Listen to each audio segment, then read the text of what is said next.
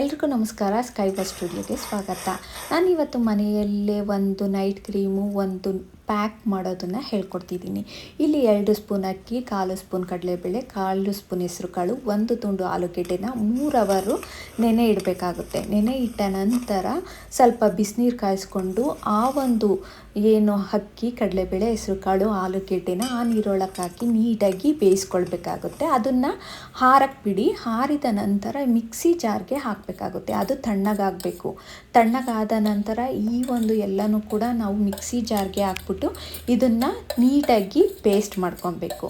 ನಂತರದಲ್ಲಿ 3 ತುಂಡಷ್ಟು ನಾವು ಈ ಒಂದು ಬೀಟ್ರೋಟ್ ಪೀಸನ್ನು ಇದಕ್ಕೆ ಹಾಕ್ಕೊತೀವಿ. ಇದು ಕಲ್ಲರ್ಗೋಸ್ಕರ, ನಂತರ ನಮ್ಮ ಸ್ಕಿನ್ನು ಪಿಂಕಿಶ್ ಆಗೋಕ್ಕೋಸ್ಕರ ಈ ಕ್ರೀಮು.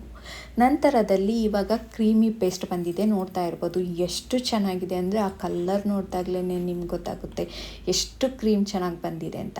ಅದನ್ನು ನಾವು ಎಷ್ಟು ಕ್ವಾಂಟಿಟಿ ಬೇಕೋ ಅಷ್ಟು ಕ್ವಾಂಟಿಟಿ ಮಾಡ್ಕೊಬೇಕಾಗುತ್ತೆ. ನೈಟ್ ಕ್ರೀಮ್ ಆಗಿರೋದ್ರಿಂದ ನೀವು ನೈಟ್ ಮಲಗಬೇಕಾದ್ರೆ ಈ ಕ್ರೀಮನ್ನು ಹಚ್ಚಿ ಮಾರ್ನಿಂಗ್ ಎದ್ದು ನೀವು ವಾಶ್ ಮಾಡೋ ಅಂಥದ್ದು. ಇದು ನೀವು ಹೆಚ್ಚಿನದಾಗಿ ನೀವು ಡ್ರೈ ಸ್ಕಿನ್ ಇರೋರು ಉಪಯೋಗ ಮಾಡೋದ್ರಿಂದ ಬೇಗ ರಿಸಲ್ಟನ್ನು ನಿಮಗೆ ಸಿಗುತ್ತೆ. ಯಾಕೆ ಅಂತಂದರೆ ಇದರಲ್ಲಿ ನಾವು ಅಕ್ಕಿ, ಕಡಲೆಬೇಳೆ, ಹೆಸರುಕಾಳು, ಆಲೂಗೆಡ್ಡೆ, ಬೀಟ್ರೋಟು, ಇವಾಗ ಇದಕ್ಕೆ ನಾನು 2 ಸ್ಪೂನಷ್ಟು ಅಲೋವೆರಾ ಜೆಲ್ನ ಹಾಕ್ತಾಯಿದ್ದೀನಿ. ನಂತರದಲ್ಲಿ ನಾನು 2 ಸ್ಪೂನಷ್ಟು ಕೊಬ್ಬರಿ ಎಣ್ಣೆನ ಹಾಕ್ತಾಯಿದ್ದೀನಿ. ಈ ನಿಮಗೇನಾದರೂ ಆಯಿಲಿ ಸ್ಕಿನ್ ಇತ್ತು ಅಂತ ಅಂದರೆ ನೀವು ಈ ಒಂದು ಕೊಬ್ಬರಿ ಎಣ್ಣೆನ ಸ್ಕಿಪ್ ಕೂಡ ಮಾಡ್ಕೊಬೋದು. ಡ್ರೈ ಸ್ಕಿನ್ನವರು ಈ ಕೊಬ್ಬರಿ ಎಣ್ಣೆನ ಹಾಕ್ಕೊಂಡಷ್ಟು ತುಂಬ ಒಳ್ಳೆಯದು, ಯಾಕೆಂದರೆ ಸ್ಕಿನ್ನ ಮಾಯ್ಶ್ಚರೈಸ್ ಮಾಡುತ್ತೆ. ಹಾಗಾಗಿ ಇದು ನಿಮ್ಮ ಸ್ಕಿನ್ನ ಒಂದು ಗ್ಲೋ ಆಗಿರ್ಬೋದು, ಕೊರಿಯನ್ ಸ್ಕಿನ್ ಟೈಪರ್ ಆಗಿರ್ಬೋದು, ಪಿಂಕಿಶ್ ಆಗೋವಂಥದ್ದಾಗಿರ್ಬೋದು, ತುಂಬಾ ಒಂದು ಒಳ್ಳೆ ರಿಸಲ್ಟ್ ಕೊಡುತ್ತೆ ಅಂತಲೇ ಹೇಳ್ಬೋದು. ಇದು ನೀಟಾಗಿ ಮಿಕ್ಸ್ ಮಾಡಬೇಕು. ಮಿಕ್ಸ್ ಮಾಡಿ ನೋಡಿ, ಈ ಥರ ಕ್ರೀಮ್ ಈ ಥರ ಆಗಬೇಕು. ಅಷ್ಟು ನೀಟಾಗಿ ಮಿಕ್ಸ್ ಮಾಡಿ ನಂತರ ನಾನು ಹಚ್ಚು ಕೂಡ ನಿಮಗೆ ತೋರಿಸ್ತಿದ್ದೀನಿ ಇದು ರಿಸಲ್ಟ್ ಹೇಗಿದೆ ಅಂದ್ಬಿಟ್ಟು. ಎಷ್ಟು ಚೆನ್ನಾಗಿ ಒಂದು ಕ್ಲೀನ್ಸ್ ಆಗಿ ನಂತರ ಒಂದು ಪಿಂಕಿಶ್ ಆಗಿ ಸ್ಕಿನ್ನು ಅಷ್ಟು ಗ್ಲೋ ಆಗಿ ಕಾಣ್ತಿತ್ತು. ಆವಾಗಲೇ ನಿಮಗೆ ಗೊತ್ತಾಗುತ್ತೆ ಪ್ರೆಸೆಂಟಲ್ಲಿ ನಿಮಗೆ ರಿಸಲ್ಟ್ ಏನು ಅನ್ನೋದು ಗೊತ್ತಾಗ್ತಾ ಇದೆ. ಎಷ್ಟು ಚೆನ್ನಾಗಿ ಕಾಣ್ತಾ ಇದೆ ನೋಡಿ. ಆ ಥರ ಇದನ್ನು ಉಪಯೋಗ ಮಾಡ್ಬೋದು. ನಂತರದಲ್ಲಿ ಇದನ್ನು ನೀವು ಸ್ಟೋರ್ ಮಾಡಬೇಕು ಅಂತ ಅಂದರೆ ಒಂದು ಡಬ್ಬಿ, ಒಂದು ಗಾಜಿನ ಬಾಟಲಲ್ಲಿ ನೀವು ಹಾಕಿ ಫ್ರಿಡ್ಜಲ್ಲಿ ನೀವು ಸ್ಟೋರ್ ಮಾಡ್ಕೊಬೋದು.